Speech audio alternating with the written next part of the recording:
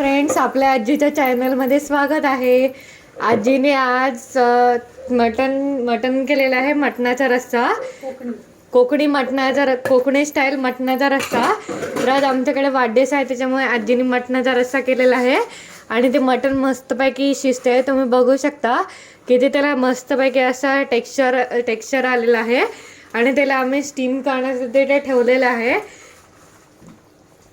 त्याला स्टीम करण्यासाठी ठेवलेलं आहे आणि ह्याच्यासोबत चिकन बिर्याणी सुद्धा आहे. त्याचा सुद्धा व्हिडिओ तुम्हाला थोड्या वेळाने आजीच्या चॅनलवरती भेटेल.